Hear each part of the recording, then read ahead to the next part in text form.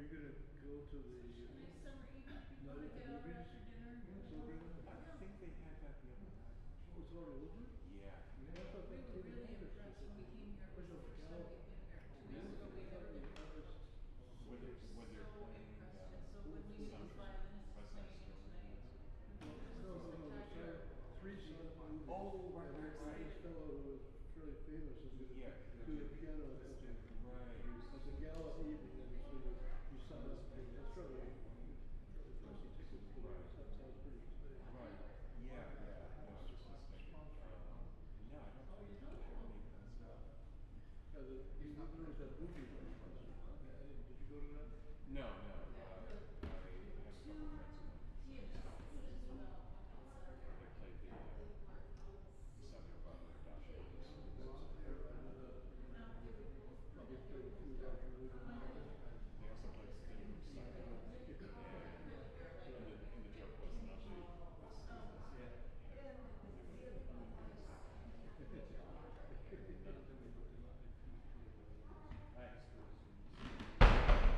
I haven't seen it, so I'm not sure I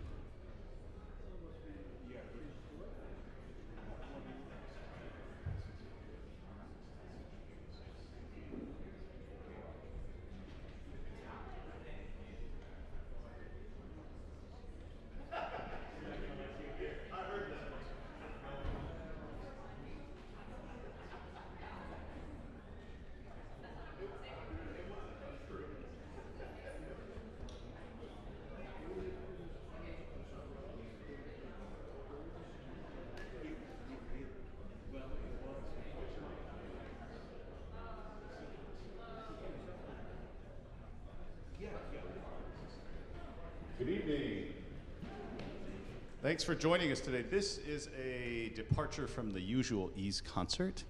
What you're going to hear tonight is a masterclass by the Miró Quartet with some of our fellows. So the pieces you see in the program tonight will be performed in their entirety next week. So you'll be watching these works in progress, and I hope you'll come back to hear the finished product next week. Tomorrow, please come back for a recital by the Miró Quartet at 8 p.m. right here. And Saturday morning, we have an Ease concert at 10:30, and come back also for the Saturday evening concert, which features Saint-Saëns Septet and the Ravel Piano Trio. Thank you for being here, and enjoy the class.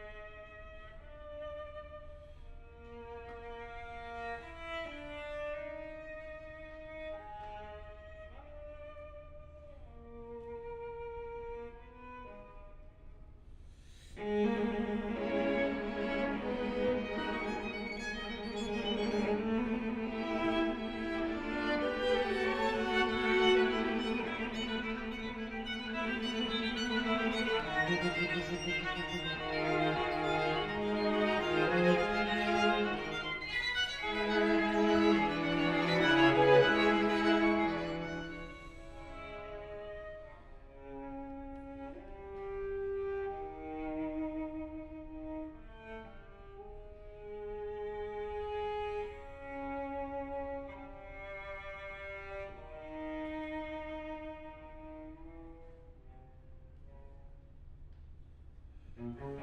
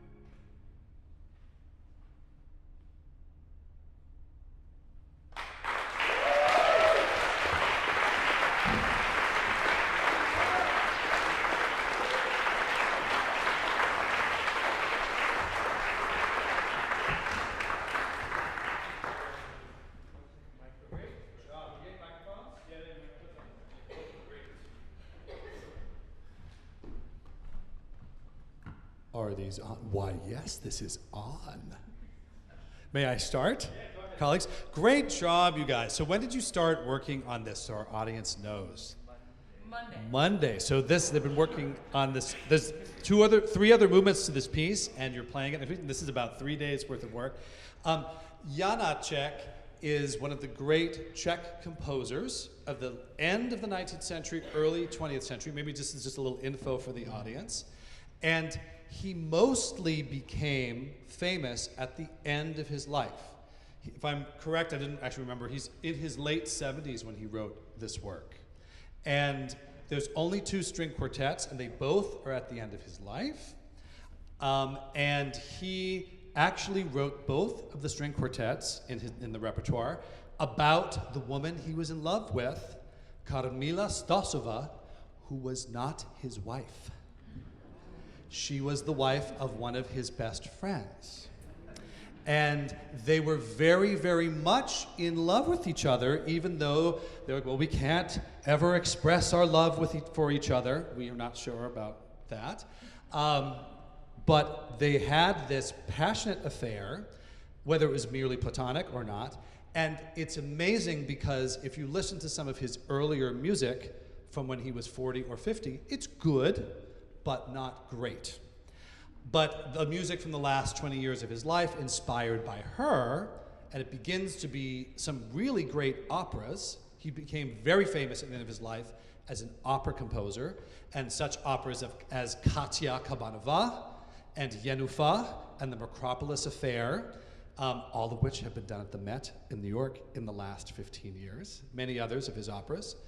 Almost all of them revolve around a tortured heroine who is frustrated in love and cannot get what she wants. So who out there can guess who that tortured soul is in the quartet? Yes, one of the instruments in the quartet, he was very specific in his letters that represented Karmila. And he entitled this work Intimate Letters because it's actually, and we know this from his letters, and his friends talked about it, it's actually based on letters that he and Karmila exchanged back and forth, where they are reminiscing about falling in love and some wonderful experiences they had. And one of these wonderful instruments is supposed to be Karmila. Who do you think it is? What is the tortured instrument of the string? Now, what's the most beautiful instrument that you can't help but falling in love with? Pain. It is the viola. And John, I think you... Yeah. A viola applause is always welcome.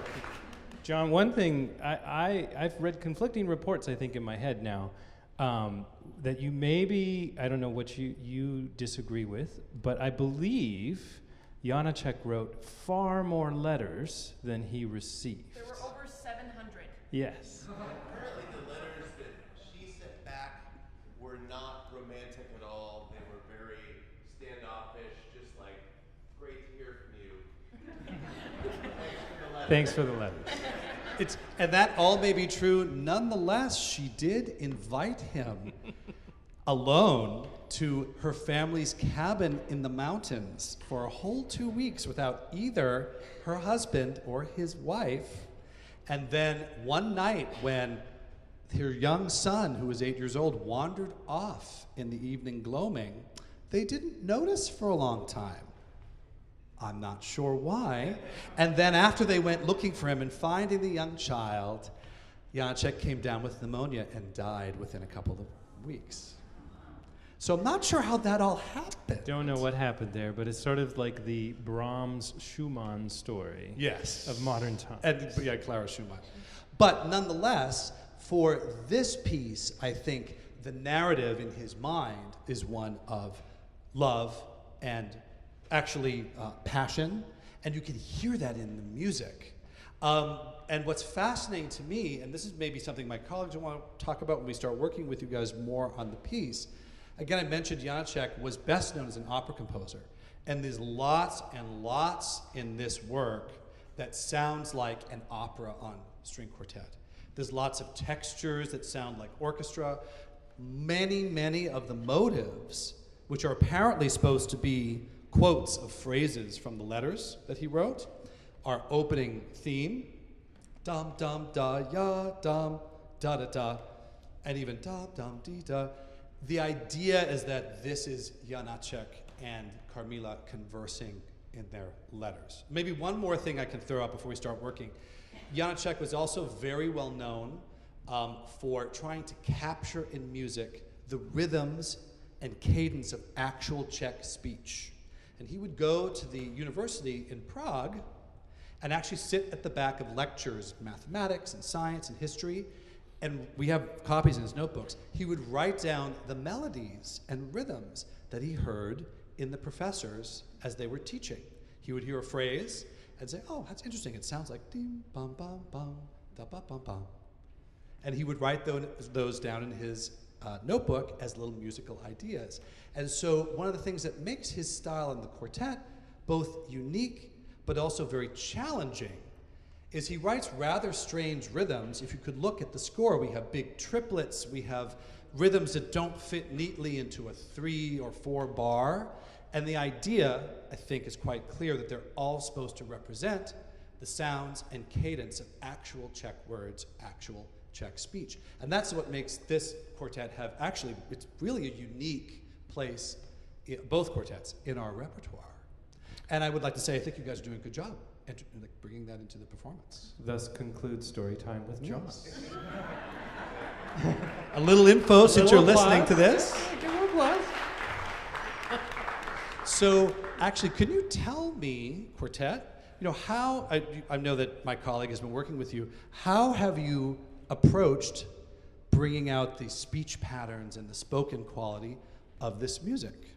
The violist would like to speak. So we kind of, it's also divided up into sections very neatly, actually. He divides it up very neatly for us via tempo, via rhythm, and we talked about ways that the articulation is different, how the hairpins affect the music, and kind of made up a story to go along with the theatrical aspect, the operatic aspect, and tried to convey like what is internal to the character and also external to the audience. So stuff like that. That's cool. That's really great. I think you do a good job with that. One thing I might observe in the idea, and colleagues feel free to jump in and add to this or take a different track. In the concert hall, as opposed to our practice room, and actually I spoke to one of my other groups earlier today about this. In speech, words have consonants and vowels. And if I take the microphone away, if you want to still understand me, the things that are most important for me to enunciate are the consonants. If I talk normally, like I'd be normally talking to the students here, I'm sure the people in the back can't really understand me. You hear my vowels, but you don't hear my consonants. And I would say I like what I hear you doing, but when I sat back on stage, a lot of the consonants that mostly means articulations and note beginnings and note endings, I actually wanted more, so that in the hall, it felt like we were projecting that speech. And that's something hard to do in a practice room, because it sounds like it's too much.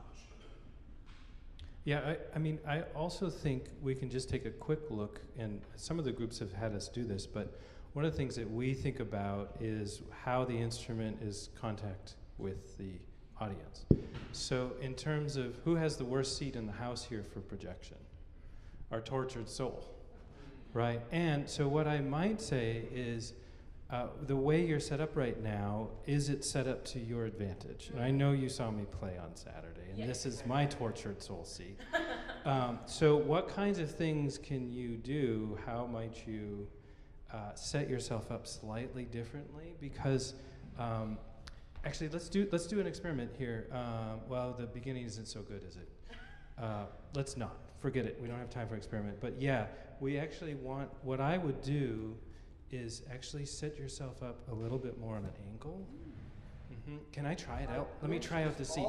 This empty space between you two, I wish you were both facing a little more out, and that would give viola more room too, and actually that makes you already better Because facing we out. want the cello really just going out into the hall. Josh has a massive sound, but it is also more massive because he is dead on with the audience.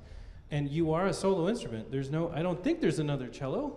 There's no other cello here, so we want to feel that. And then what I would do is set up so that you can feel connected, right? And you have this space, but at any moment, you can pivot out and be like, hey, listen over here. And from a visual aspect, you were talking about the dramatic and the drama of this movement.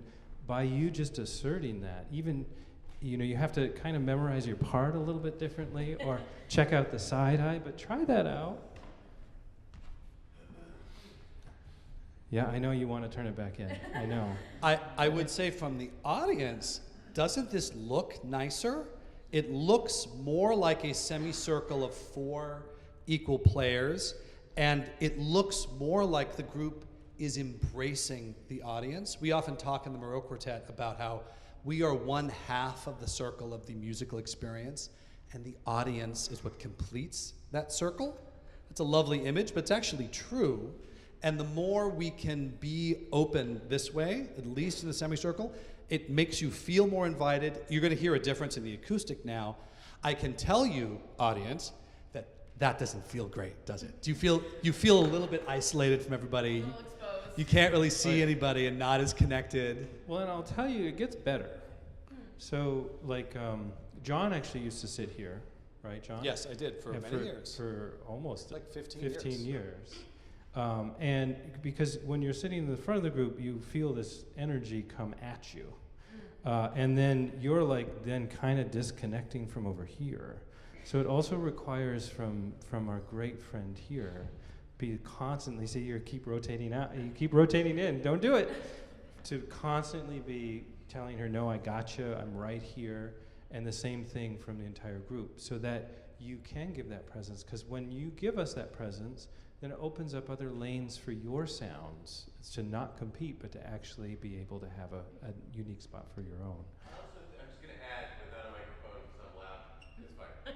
Yeah, it's okay. Now I feel like also physically, it's in a way for us as an audience, it's easier to listen to musicians who feel like they're communicating to us openly. And if we have our backs, or sometimes when you pivot in to play with somebody, it's a little hard. I think we don't feel as welcome as an audience member listening in moments like that. So this helps that a lot too. But yes, it also creates some issues. You want to just try the opening? Sure. It'll be a little weird solos, but we'll find it out. Could you think about your consonants in the opening violins, and if you can speak them all the way to the back of the hall?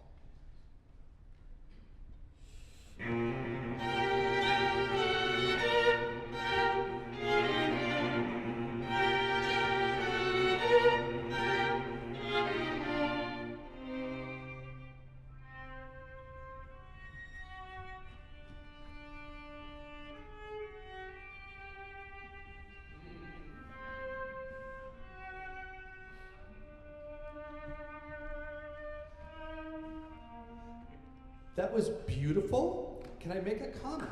Isn't she lovely? And you can see her? Yes, that was wonderful. That was beautiful. What is also wonderful about this seat is that now you're directly communicating to them with your sound. I was asking them to think about projecting because they're marked fortissimo, right? Or forte? But you're marked fortissimo. We're going to talk about you in a second. But you can actually play much, much, much softer now, and I can hear you because there's nothing getting in the way. So I would love to hear it again. I would love you to trust that everyone is in the palm of your hand, and that you could play, once you start playing, you could bring us almost to no sound by the end. While before I couldn't really see if you were doing that, now I know you are. You could almost make no sound, and we'll all hear you. In my score, I'm not sure which one you guys are using, but yes, you're using the same one as me. Cello, you play fortissimo for at least a half a bar of your trill, and then there's a crescendo for an entire bar, probably back up to fortissimo, again with an accent. And they're only forte.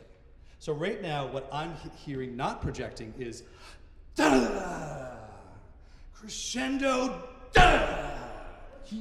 He actually marks you more than the tune. And actually, that's not the best register, it's not really the best note to project, and I would love to hear much more like effort put both in your articulations with your bow changes and in your crescendo. I want to add something over here for the violin. So I love the character that you're getting out of it, but when I'm sitting out in the hall, we're thinking about getting that character out there, I would love to see if couple changes would give us something just a little bit more projection-wise, especially against the density of what he's doing. So I'm wondering, you see that it's got those lines over every note. It's very frustrating. And then, so I'm wondering, you're doing all of that with bow speed right now. And I'm wondering, for this part, can we do it more with depth of weight and dropping that in? And then in terms of the bow distribution between the two of you, I actually see sometimes you're using a little bit more than him, and sometimes they're equally matched. I wonder if you actually dig in a little bit less bow, so you're using a little bit more, even though you've got the double stops, but a little less than you were used to, and you're watching out to see how does that balance out with him. Does that make sense? And let's just see what that does in terms of the texture of the quartet.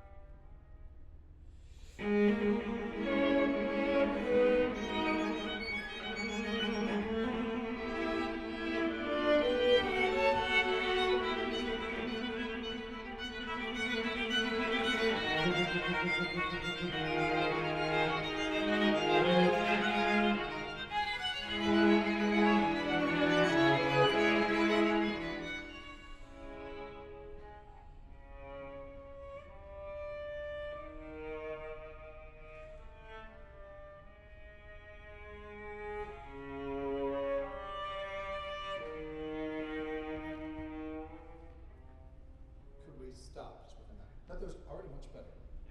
Yeah. How does that start to feel out here on the end? Okay. Getting there? Yeah. What kinds of mental, psychological harm are we doing to do that? Oh, Are you able to get in the space? Not much. It's just I do feel separate. Yeah. And so it's important, one of the things is in rehearsals, our rehearsal spaces are so different. It's important to try and set up this way so that you start to establish what that feels like, at least for the feeling here. Yeah. And then you get more of this once you're in here. The other thing that I find helpful to me is in a situation like your first solo, it's like they can't do anything until I play my trill. And they can't even look like I can't see them. So even if they're like, what is he doing? I'm like, oh, this stage is mine right now, people. Like, I've got a captive audience and no one's going anywhere. My colleagues are probably like, oh yeah, we've seen that. True enough. But that's your reward for being in this position. And the sound sounds different, so you got to get used to that. And that's where in the rehearsal space, challenge yourselves to set up this way. Could I ask a question? So violins or anyone in the group, with this opening statement, if you were to speak it, what syllables would you use to speak it? That first, da, da, da, da, da. I don't want to say it because I'm giving you what I think. I'm thinking about sort of like a D or something with a start. Can you just speak the phrase once for us? Trying to think about which note because I have two of them. No pitches are needed. Just speak the phrase, the rhythm and the syllables of the phrase. Da ti da da da. Sorry. Da di da da da, sort of. Could you do it one more time really convincingly? I want you to have a really, part of why I'm doing this is I want the quartet, since this is the emblematic motive that you do over and over, I want us to agree on what the basic version of it is, so that if we want to change it, it's very intentional. Da da da da da da da di da da da. I think there's That's more sort convincing. of a change in vowel on the third note. Yeah, I think. Yeah. some different. Do you want to put? We haven't decided this. I know obviously you haven't done this rehearsal. Who else wants to try? I like you did da di da da di da da da.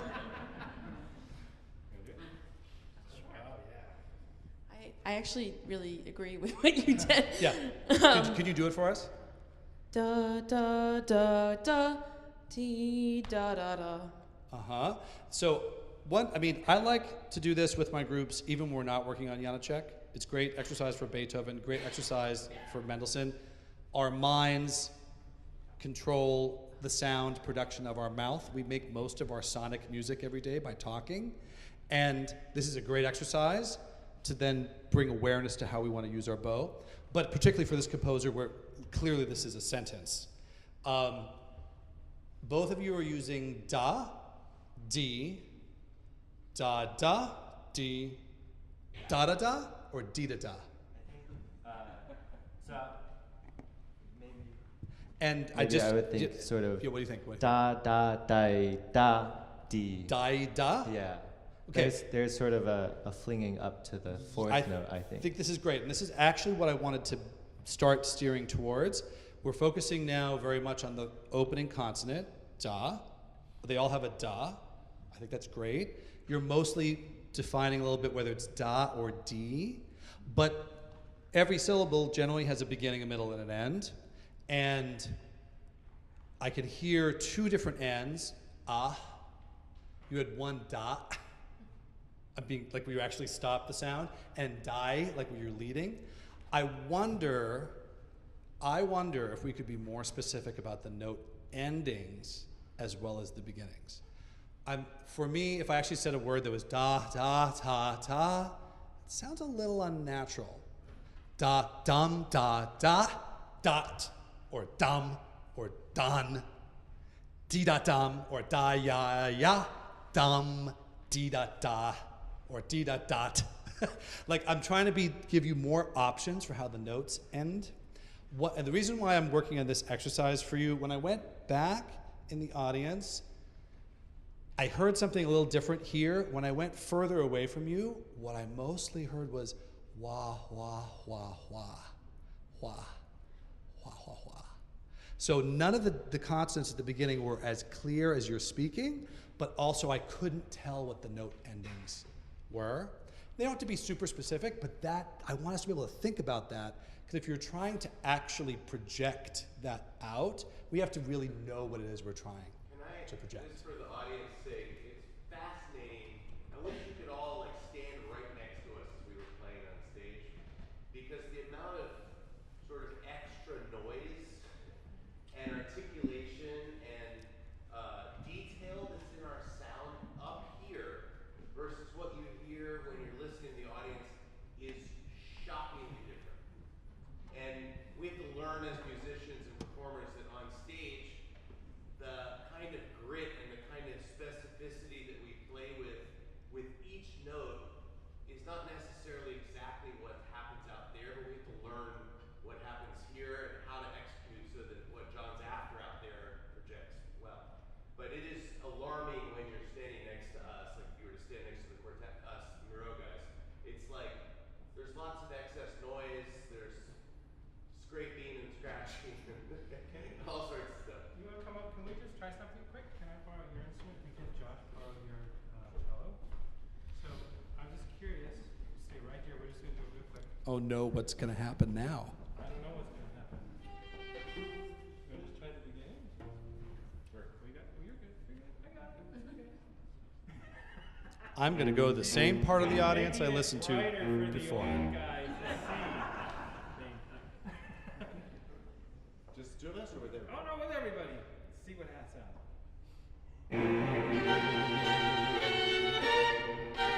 Thank you.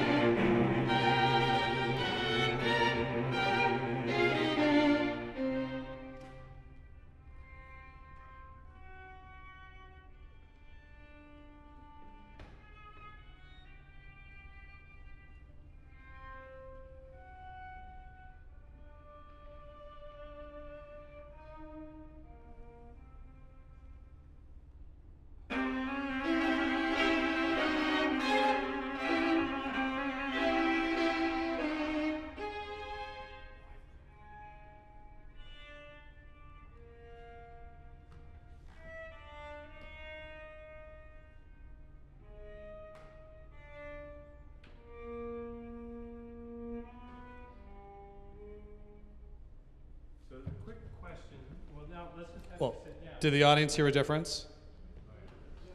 So you feel this kind of, you started to play differently once I started to, so I'm not afraid of making noise, because the noise is not going to travel, and neither is he. So we want that kind of combination of thinking about sound along with what John is talking about in terms of the consonant. Did you get to see what Will was doing with his bow when he was playing with you? I'm just going to observe. He was grabbing most of the notes from the string a lot sooner than you were before, so you could really get that da. He was staying in the string a little longer and kind of carving the shape of each note middle. And I could actually see very clearly when he was releasing the end of the note, whether he was coming out of the string or not. I could see him using a little bit of like his elbow and his arm to carve it. And I mean, I'm sure it sounded super noisy up there, right? Did you hear lots of crunching or not? It was a very dense sound. Very dense sound, but also very specific in its articulation, its middle, and its release. And I don't think the trills sounded ugly, but they definitely had impact. And you definitely sank a lot of weight into that bow change. I very quietly apologized to William's cello after I did it. Sorry. But no, it's a lot. I put a lot of effort and weight into the string, and then I gave you guys a lot of momentum getting into that next gesture. Like I was trying to create a shape and momentum to get you going off that next stroke. Do you want to try? Yeah, and we got to wrap in a couple minutes with this. So let's see now what you do with it.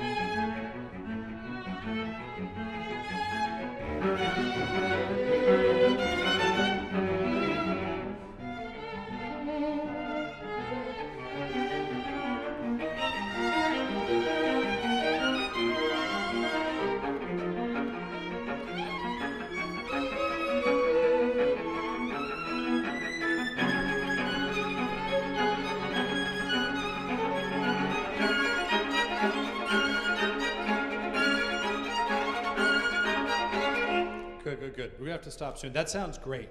And without us even working on the next section, you're in this mindset of trying to really, not to use this phrase, but really spit out the notes, really enunciate the notes. Both the next section, the violin melodies, had more enunciation. I could actually hear your different colors more. Our cello, without us telling him, was already playing with more articulation. Da, da, dee, da, da, da, dee, dee, da. In order to hear each of those 16th notes really project on middle strings in the cello is very difficult, and it took a lot more energy to make it come out. It sounded like it added more character. I could really hear the different texture that you had.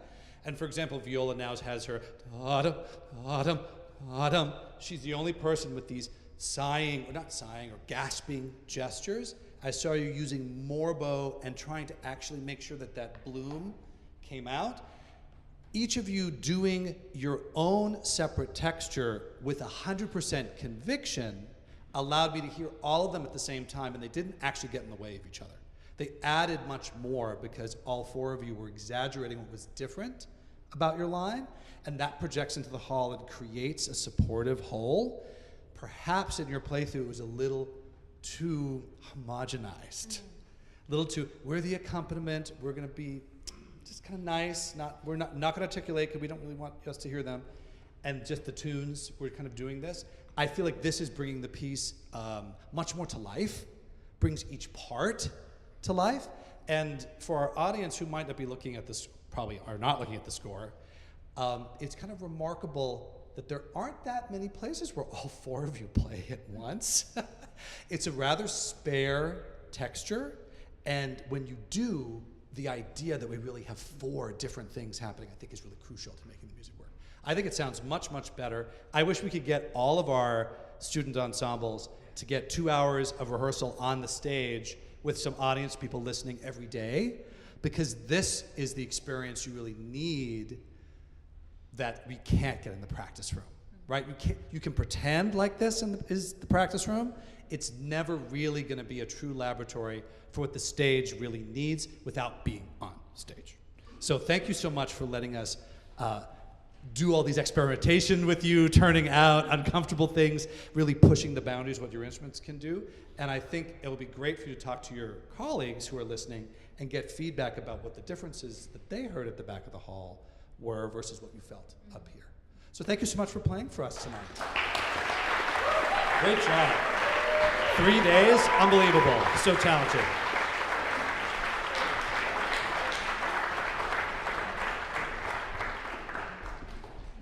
While the next group sets up, we do have two of the great string quartet composers tonight of the early 20th century, and both from Central Europe.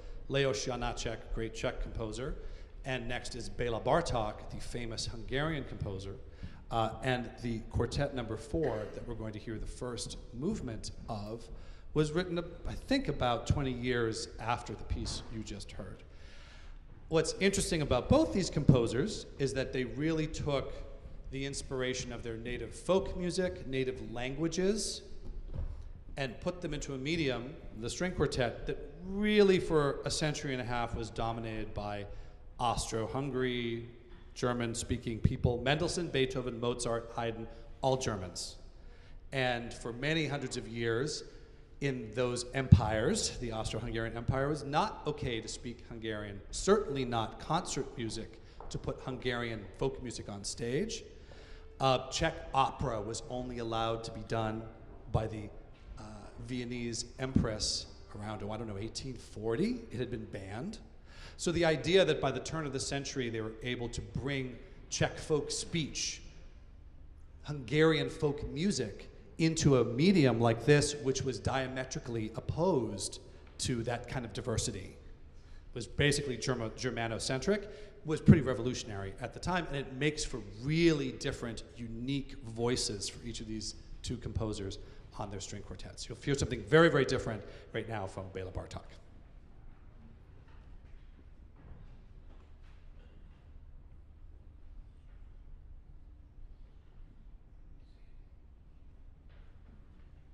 Keep talking about it, then maybe I will. So Bartók is well known for his cycle of 6 string quartets. And like Beethoven, he wrote string quartets over the entire course of his life. And this number 4 is right in the middle. So please welcome our group to the stage.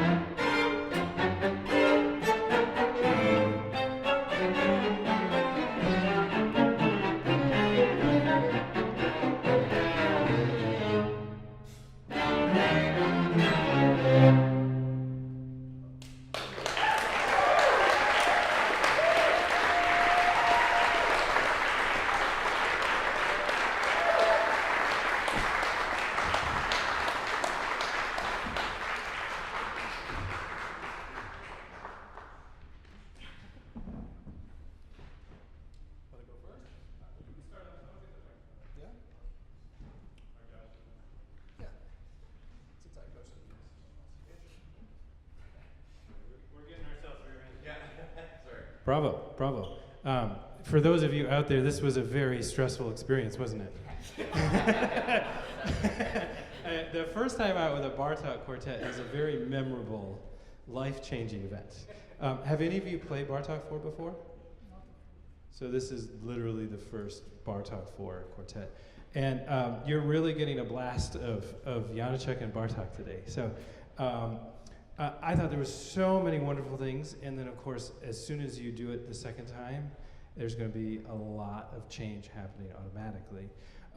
One of the things, I don't know, Josh, what you want to work on, one of the things that I find so challenging in these quartets is this balance of the cacophony and the individuality of each role and part in the quartet, and then how do you fit and maintain that, but fit it into the overall gesture of the quartet? So I felt like there was a lot of, and this is imperative of a first performance, right? Like lining up vertically or horizontally, and then what we need from you as an audience is the gesture and the life of the music, so that it breathes or gives us that part where you come together.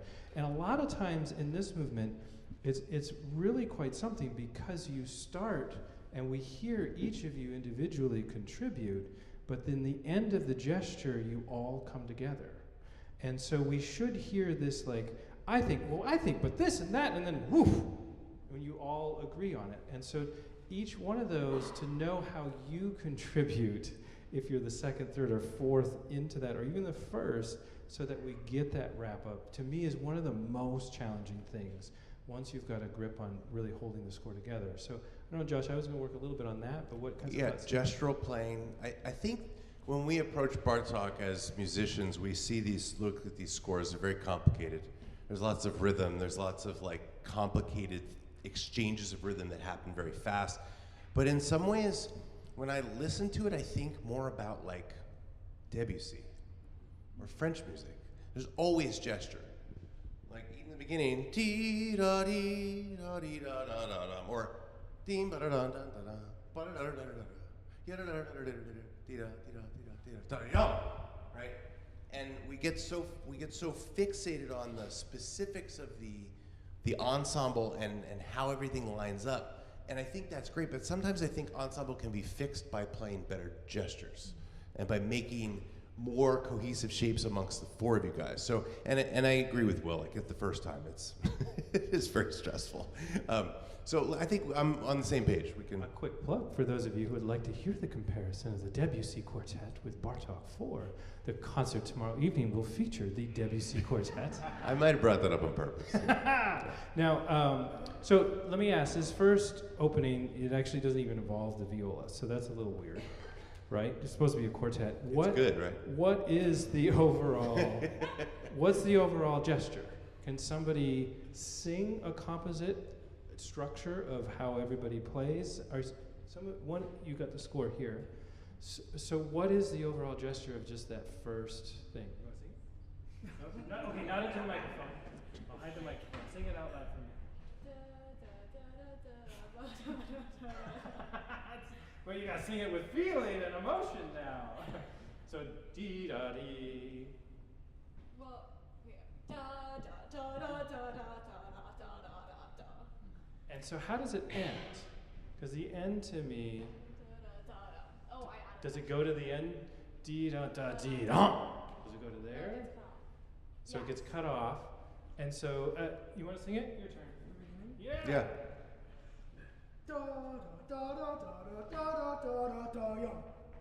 So you were going more to the da yum. Is it to the, and we could get into all sorts of consonants, but we did that earlier. But so is it da dum or da dum? In the direction. You hear the difference in the gesture. He went da-dum when he sang. I think at least I was thinking of it more To the end. Yeah. Well, and I'll just add, and I'll make this up. I'm saying with the score, so it's easy. The parts are different. So the reason that you feel that way and you feel the other way is because your part does what you say. And so that's the other thing, is that we have to have a common ground as to how we're going to phrase, but also take our parts into consideration. Yeah, and overall, think about, okay, what is this experience for the audience? How would you sing it? Bom bum bottom bum bum bottom bottom bum bum. It was very different. Let's all sing it together. You ready? Josh and I will sing with you. So you can keep.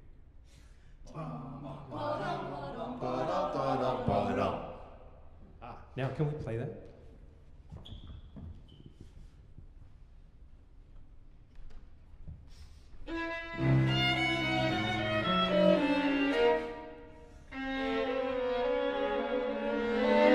Do you want to talk about specifics there? Yeah, go ahead, Josh. Well, okay, one of the things that causes a little bit of an issue in terms of the shaping and balance is the fact that your part starts at the bottom of the instrument and goes not all the way to the top, but pretty high, right? So you have your color changes really dramatically through your line, whereas everybody else, for the most part, is staying within like a fifth. Their part doesn't span a huge range. So I think you have to also be careful that you are keeping the overall goal of the whole group in mind when you play this line, because it's really easy for you to eclipse what's happening in the other two instruments. On the violin side of things, so it's super fun to start this, isn't it? It's like, yes, I finally have my moment. One of the things I think you could do, though, is to think a little bit more about the distance between your note and when the cello comes in. So right now, it's just a beacon on its own, which I appreciate. Man, live that up, my friend. However, I wonder then if you can give that beacon and feel that gesture that we're talking about. And then, in terms of da-dee-da-da, what's the relationship that you're feeling there? Like, why do you not just go bom? Why do you have to add ba-dom? Because of the crossing rhythm. Mm-hmm. Are you challenging them? Are you like, what's the emotional relationship to your colleagues over here? I feel like I'm stacking the A's because the cello has the bom bom bom and the bom bom bom bom and I have bom bom bom bom bom. Yeah. So you're charging it up. Mm-hmm. What kind of emotion is that? Are you angry at us? Like, are you like you're so simple over here? Why can't you play more complicated? Are you like challenging us? Like, come on, people, step up to the bar. Or are you just having fun with us? It's like, look what I can do. Yeah, more liking that. Like leading that by my eighth. Yeah. And then when he does that, how do you feel about it? And you're the first one to respond, right? I definitely don't feel it that way. He said, I definitely don't feel it that way. How do you feel it? I'm not sure. I don't feel it as more, I think of it something boiling underneath. So maybe less extroverted or like antagonistic, but rather a little bit more subtle, but still with a bubbly character. Yeah, and so it's okay to also feel it differently, right? That helps the individuality of your part, but it's really important to know that that difference is there. Do you mind if I ask a question of everybody in the group? Do you feel like there's a tune, or is it all counterpoint? That actually will help define this a little bit as well. Think about the recapitulation. Think about the recapitulation from John Largess. His hand on his eyeglasses. Oh, the recap has. It's going to the recapitulation. Everybody else is thinking, please answer this question for us. Solve it. What's your gut reaction as he's thinking about it? Is there a theme or is it all counterpoint? I think that, yeah, there is a theme. There is a theme. What is the theme? The da da da da da da da da. Is it that theme? It might. You want to say something? I feel like you're about to say something. No, they know the answer. I mean, is it what the first has in the recap? And what the viola what we both have in the recap. Don't need the viola. You looking at the recap? Yeah, so the recap, the viola at 95 has la da da da da da da da. Yeah. Exactly what you have. I have it too. And you have it too. Yes. So, and it's not broken up among different people, it's actually stated more clearly in the recap. In fact, part of what's cool about the opening is we're like, is that a theme? That's why I asked the question. And then we come back to the recap, we're like, that's the theme. We did it. So that may help answer the antagonistic verse versus sort of helpful comment. And also in the recap, he marks that a lot of dynamic than anything else. Yeah. Your forte That's is right. when you have it, and everything else is forte. My score is missing a page. It's all the same, and we don't know. So it's as if the theme is supposed to be more confused at the beginning and less clear. Yeah, I think so. And then the other question is, why don't you join them in? Why don't you join in with this? But the business, like, why are you just I think I'm resisting them. yeah, sure. And so knowing that she's resisting, what we're setting up inside is the internal dynamics of how these parts are going to combine together, but also how they're going to resist each other. Does that make sense? And so keep that in mind, but now bring us the full gesture. You want to try?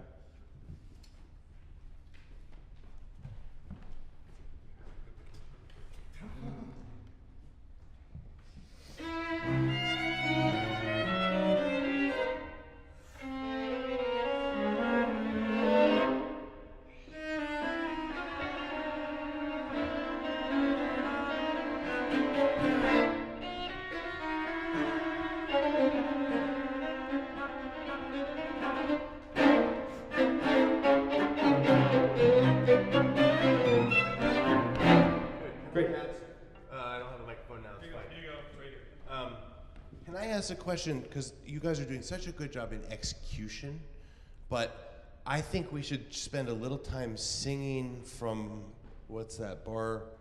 Pick up bar 8, is it? Da-dee-ba-da-da-da-da-da. What is the group gesture in those bars?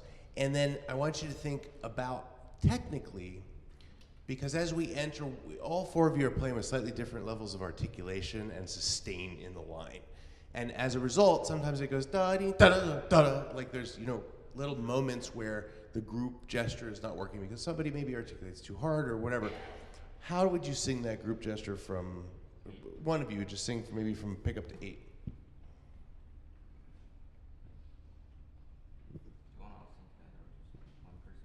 Yeah, do you have a strong idea of how you want to sound? Let me think about it. Okay.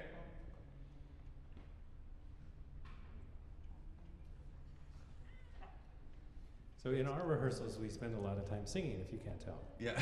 Because it gets away from the technicality and the challenges of the instrument. They're all practicing now. It's good. And it allows us to just think artistically about what we really would like you to hear.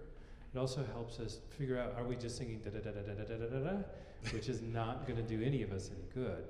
And so it already starts to inform without the challenges of playing this and executing it on our instruments. Who's ready? I bought you some time. It's complicated, and as an audience should know, like when you look at the score, the rhythm itself is complicated enough to execute as a group, but then to put it in the grand scheme of music making and gesture, it's very challenging. And what we're having them do right now is actually sing the composite, because part of actually getting the group gesture and being able to listen to all of the parts is to be able to sing all of the points that you're trying to react or just measure how the group is actually making it through the passage. Also, it forces you to know everybody else's part fairly intimately, so you know where everybody fits into a bigger scheme. Who's ready? Who's going to do it? It's time. All right.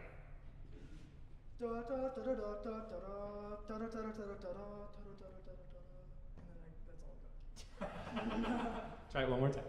Oh, I have to keep going. We can just. If you can get to da-da, that would be great. Okay, let's just all 16. Because it's good.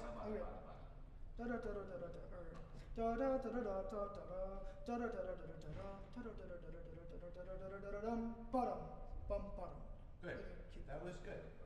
You want to sing it one more time for us? I like that shape. Okay.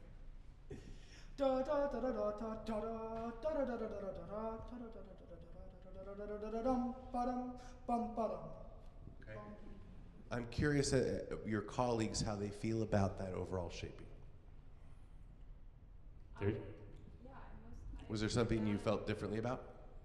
I think that maybe the like gathering in the meno forte like right before the crescendo there could be more of that, but I like the way that Cal did the crescendo.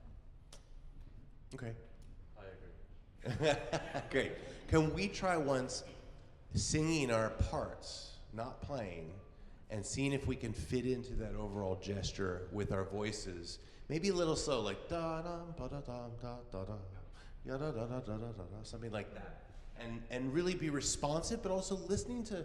John was talking about this with the Janáček, but listening to what consonants and vowels you're using, because if we're going to fit into a line, if we use a stronger consonant on the front of a note and we're in the middle of a line, that's going to be slightly problematic. And that's a little bit of what I'm hearing when you guys play it too. But let's try it once a little slowly. Da dee ba da dee da da da. 1, 2, set, go.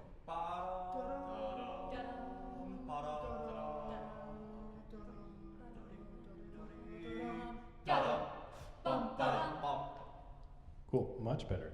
Now, I'm wondering, can we try add another exercise to this? Do you want to tap your foot, or do you want to tap your hand? I can't do that because I have a microphone. Which one's better for you? Now, as you're doing this, you notice a difference in how you're tapping. So I actually want you to bring that together, yeah? So probably something that's a little more compact, so that you can feel that pulse, but you don't have to do a lot of energy to do it. You want to sing it one more time? And no counting, just give us a cue.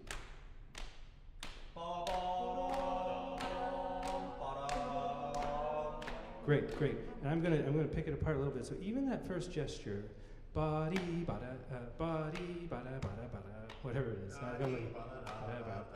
That's it. So da dee body da dee bada. Maybe we shape to the end. Can we try that? Let's try it. Go ahead again. Get this going.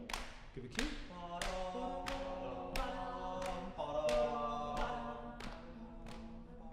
Good. And so then, great, much better. And what's the second gesture shape?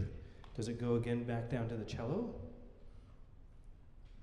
So we have da dee body body bada body bada bada bada. Or does it go to the viola? What are you thinking? Or does it go to the second violin? Or second violin?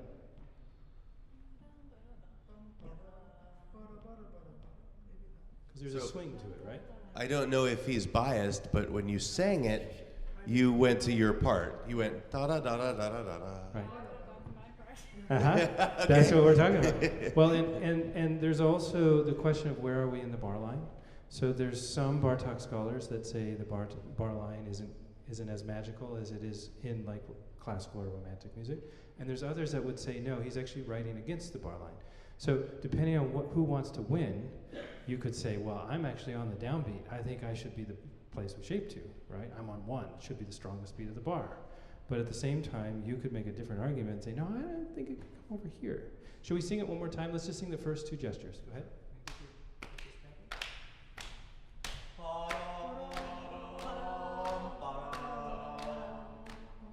It's already better. It's already better. What did you hear?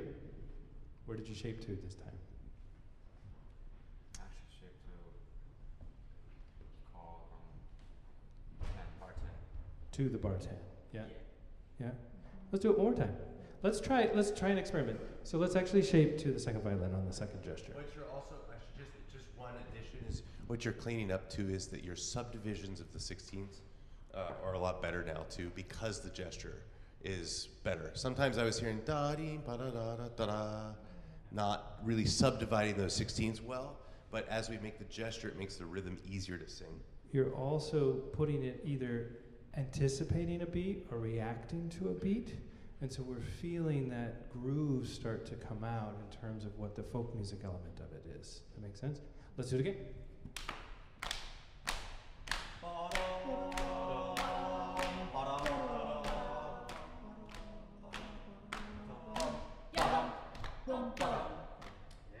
And I make one comment. I feel a little bit of hesitancy after you gather, that's a good word, to then make the full gesture all the way to the end of the line.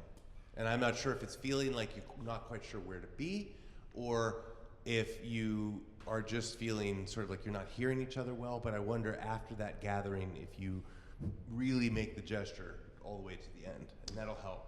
For me, right at the end there at 10, your last ba-da, I would love to actually feel that gesture a little bit stronger, and it may even need just a little bit of the time. So we feel the rest, and the rest has a little more tension to it, and then that explosion. And then now that we're feeling the pulse a little bit better, that also the feeling of the empty downbeat, bum, bada, the response to it, so that we get bada, bum, bada, versus bada, bum, bada, or something that actually lands on the beat. So we feel the strength of that. Sing it one more time.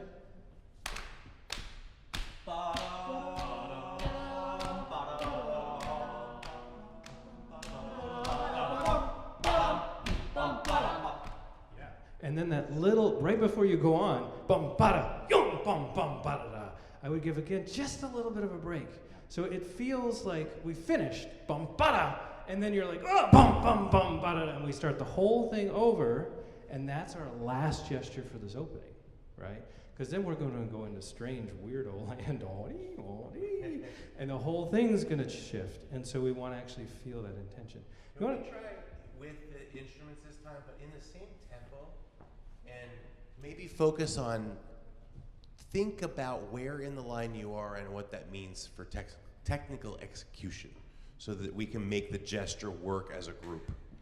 And before we go full playing, can we tap our foot on this one? So we become real folk musicians. So get the right foot going. Okay. Oh, you got to turn the page. That's okay. So we feel that.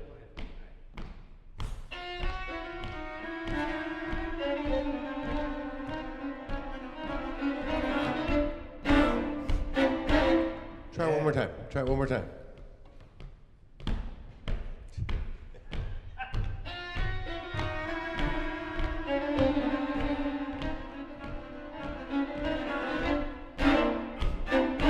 Good. I'm curious, from your point of view, if you have impressions of what you're doing, whether the gestures are working, whether the cumulative rhythm is working, what we can do better. It feels like the 16 note passing, like the da da da da da da da da, gets like in there, especially going into 10, it starts to get still a little like scared and hesitant and like not so like easy. The subdivision not great, it's not passing well. Could I use a word that I think is what you might be saying? It sounds reactionary. Like each person is waiting to hear the thing before them and then reacting and playing. Where I think we want you is actually feeling this pulse, right? And instead of reacting in the moment, registering what may or may not be quite aligned and fixing it on the next gesture, or just letting it go.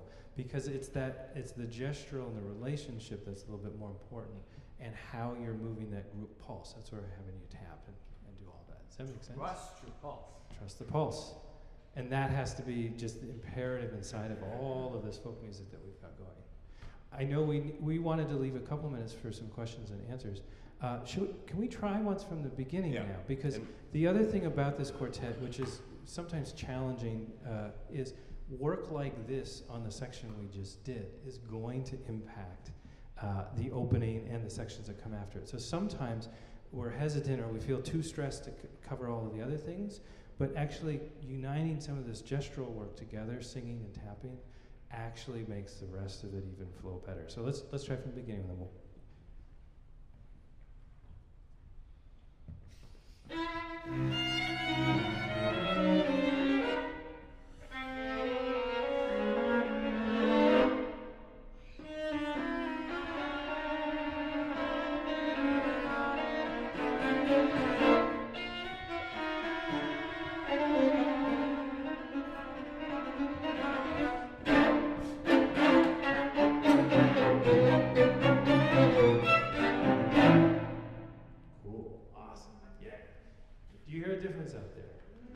Yeah, and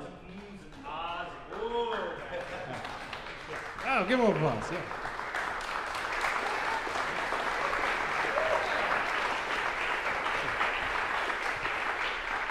I wanted to ask the players, so does that change your experience of it? Like, for me as a player, a comment I would say is this is way more fun because I'm actually engaged in feeling the flow and the dips and the energy and how we're relating in that way, rather than so focused on the lining up of the score. But I'm curious for a view who might be willing to speak. How does that experience, does it feel different or not? Or are you just adapting to what we've made you do? Or does it feel not good? That's the other, could be that too. Sure.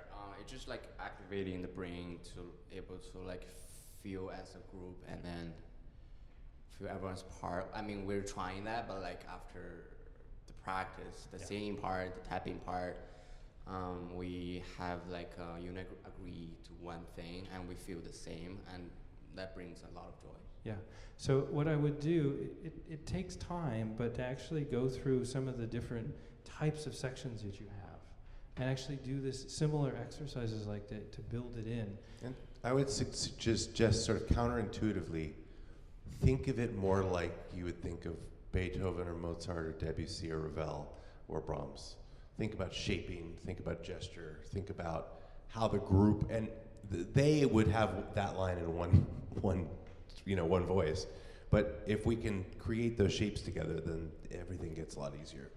One of the most incredible experiences, although it feels sometimes counterintuitive to people who aren't used to Bartók quartets, is actually listen to the quartets in sequential order, because the gestures that he is creating and exploring in the first quartet are built, and this is the reason this one is so famous, is this is where he's getting to the height of what he is able to do with the string quartet. And so it could also be, I know it maybe also seems crazy, but a late night reading of like a little bit of first quartet, a little bit of second quartet, just to feel the differences.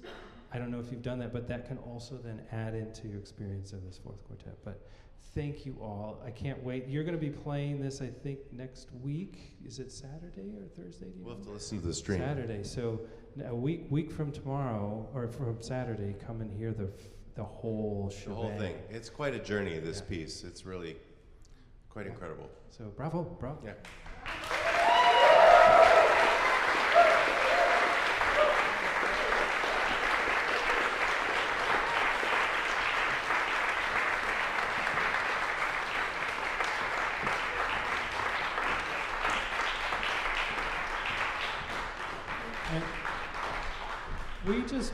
We always find with our classes like this that so sometimes people have a lot of questions for a quartet like us, and sometimes they don't.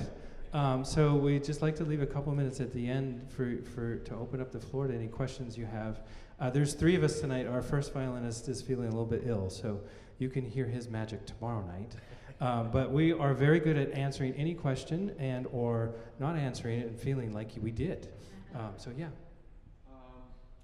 I've seen a number of performances of the Bartók, and 2 different world-class quartets have popped a string doing a heavy pizzicato. Yeah.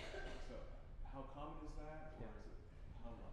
Yeah, so the question is, this gentleman here has seen a number of performances of the Bartók quartets, and I think John mentioned a little bit, there's a lot of extended techniques, a lot of roughness, and like, if we play a complete Bartók concert, for example, you need a new set of strings the next day.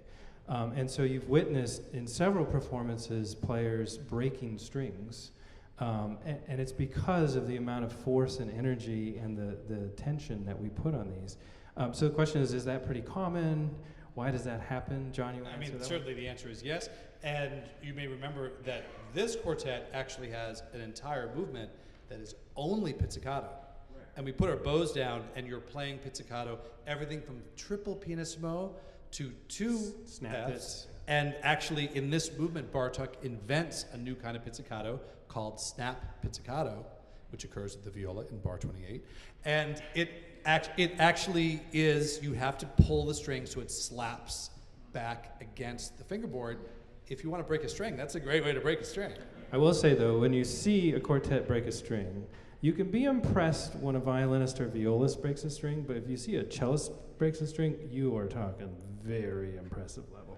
And we have seen Josh do it once or twice now. Well, I have the tendency I mean, I've broken plenty of strings, but the tendency I have is that I pull strings off the bridge. Because I'm pizzing so hard, I pull them out of the groove on the bridge, and then they slap against the side of the bridge. This actually happened to Lila, our cellist in the group you just heard, in the second rehearsal coaching that I had with them on Tuesday. She pulled it off. She pulled the C string off of the bridge and it's slapped into the table of the top of the instrument. And just part of the technique so that they're just very assaulting, maybe on the instrument's integrity. Maybe now, I have the distinct privilege, I think, of being the only one in the quartet who has broken a string in the slow movement of a Haydn quartet. And That's true. I don't know how you did that. I know. We are sponsored by a string company, and it happened to be the concert where they were all there. And so I quickly went off stage and was very dumbfounded and confused, and then was met after the concert. Do you have the string? What happened? We want to analyze the string.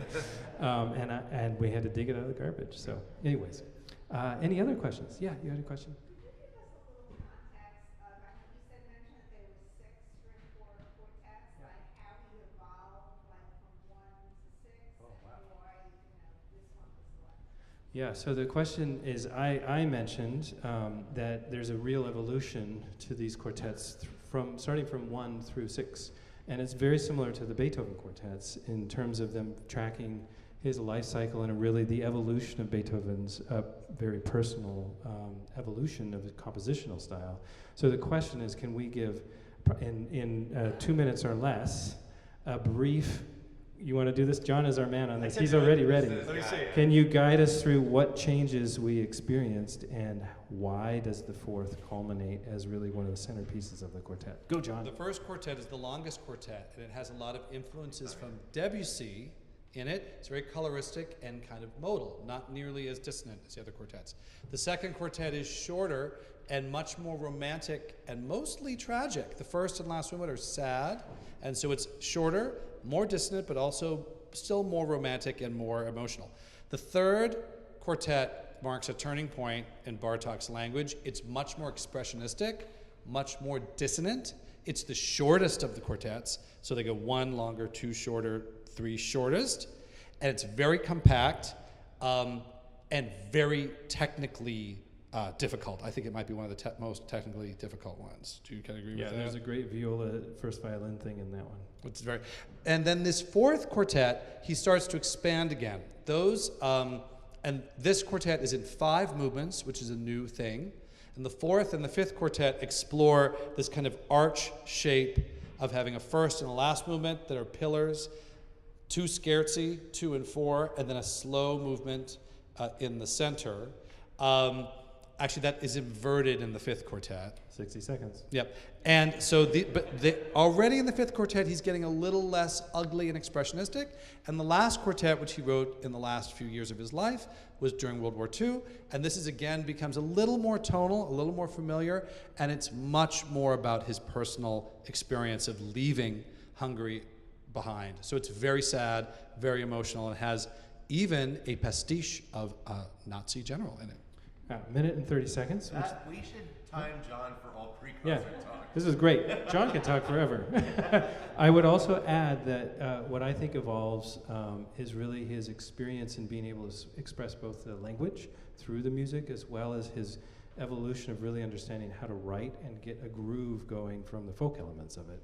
And so for me, it's much harder in these first few quartets for us to really bring that alive, but by the time he gets to his 4th quartet, the type of transition that you heard in this quartet is much more possible because of how he's using the techniques that are available to him.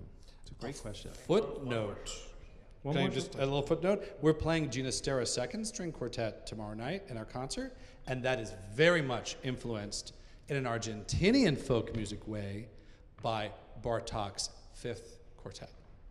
Yeah, there you go. We probably have time for one more question. It's a gentleman in the back there. Yeah. So we watched the first half of this on the live stream, and then part of it while we were driving, and then got into the hall. And I really loved watching you move the chair at the beginning, and that kind of experimenting with the audience. Although we couldn't see the audience, we couldn't feel the repercussions of that through the live stream as much. And it made me start to wonder, with technology starting to play a role when you guys are playing, do you think, if there's a live stream, we need to adjust in the audience, but we also need to make an extra adjustment online, and maybe just even a little bit more details about if the hall is full, does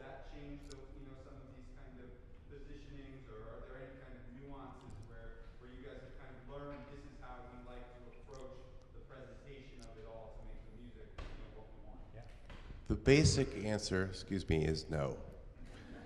We don't make huge adjustments, especially when we're like a concert like tomorrow night's where we know it's being streamed, but we're also playing for a live audience. We're more concerned about the people that are here with us than we are about the people who are listening online. And they should be here with us, frankly. Thank you for coming. Yeah. Pick up some friends next time. Now, there was a period because of the pandemic where we were only playing online concerts. And that was a different scenario where we knew that microphones were a lot closer to our instruments than what we would need to do to project to the back of a hall, to the people sitting back there. So we would play a little differently. When we record albums too, we play a little differently for microphones than we do for concert halls and spaces. So for that, yeah, we were more conscious of the fact that we had microphones here hovering over us, and the thing listening to us was here as opposed to out there.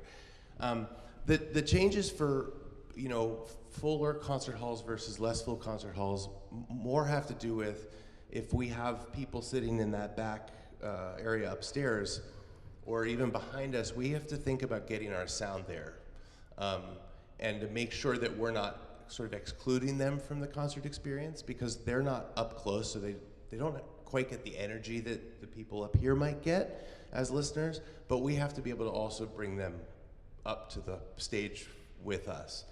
So that's a very minor change that we might make to just make sure that we're reaching the backs of halls. But for the most part, we don't make huge adjustments based on where we're playing or whether there's a stream or not. Is there anything about this hall that you keep in mind, even small? Is there anything we keep in mind with this hall? I mean, there's air conditioning now, so that's a big one. We it used to be that it'd be 100 mind. degrees in here. We'd figure out what we were wearing just so we weren't, Well, and I think, in general, as the quartet ages, when we were younger and earlier on, there was a lot of adjustment and sending somebody out into the hall and feeling that. And now that we've played so many concerts in so many different spaces, we're able to really adjust a lot. And for us, that's on a minor level, but for our younger selves, that would have been a much bigger adjustment. And I think it's also quite different. You were talking about the chair. We used to sit where I was sitting over here. And the feeling of the concert hall, like the last quartet. So cello and viola. And that experience, both for John and for I, and for Josh, and for Daniel, is very different than when you're sitting over here. And so when we go into different spaces, earlier on when I sat here, I was much more sensitive, and it would be very unnerving to sit here depending on the hall. Our home hall at UT Austin at Butler School of Music, this is like so uncomfortable. And now that I've played here for almost 10 years, I just know to ignore that feeling and to do the things that I've been told to do by my colleagues, and I just do that. And so when I get into a space that feels similar, those things click in. And so part of it has to also do with experience and the age and the amount of times that the four of us as a team have stepped into a space. Josh mentioned recording. When we go into recording, the first almost 8 or 9 hours of recording is adjusting to play for these microphones, because now the sound is being captured literally a foot away from our instrument, and we don't have to. Oh yeah. Well, did you want to add anything?